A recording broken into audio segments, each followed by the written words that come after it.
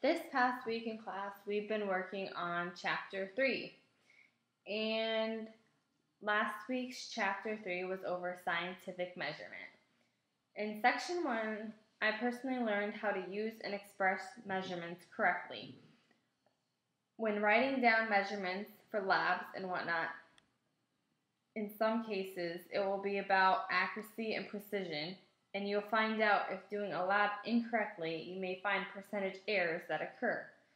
So in the middle of those labs, we had to make sure that we took notes down correctly and precisely, otherwise we would get a big percentage error when our lab was completed. In this section, it took a lot of quick mental math in our heads, or it showed us that we needed a calculator handy. When comparing this to real life and expressing a big number like the amount of stars in the sky, it'd be handier to write the number in scientific notation rather than completely write out the total number of stars in the sky. In Section 2, we learned about the International System of Units. The 5 most common international system of units, which I didn't know about, consisted of the meter, the kilogram, the Kelvin, the second, and the mole. I learned about the units of length, which was all commonly used throughout the labs. In each lab, we had to use one of those international system of units. There was also the units of volume, which include the liter, the milliliter, the cubic centimeter, and the microliter, which were commonly used units of mass, which units of mass include the kilogram, the gram, the milligram, and the microgram, which I was familiar with. And then the weight is a force that measures the pull on a given mass by gravity.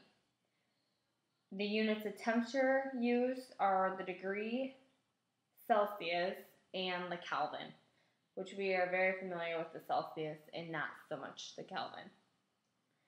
And the last one we used in all of our experiments and labs was energy. Energy is the capacity to do work or to produce heat. The calorie is the most commonly used unit of energy, which we are all familiar with.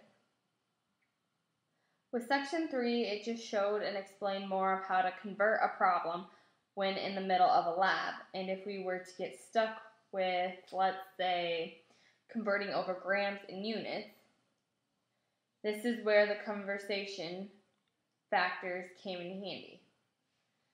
The conversion factors were very handy with this because it showed us how to do it and how to convert measurements over, and just so we could make it easier to see our end results and to compare them with the easier conversion that we had to do.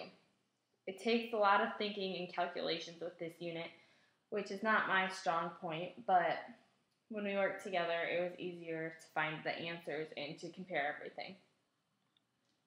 And to wrap it up with Section 4, it covered density. This was my favorite section in the chapter because I understood density a lot. We did a lab where we needed to fit as much sand into the vial without the vial of sand sinking in the water, which we lost, but we were close.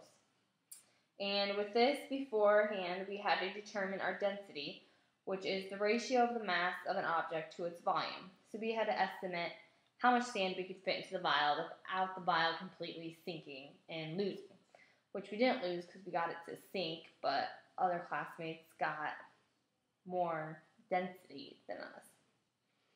And this lab was the best method used to teach me how to accurately show density and to get our measurements precise when using a density estimate.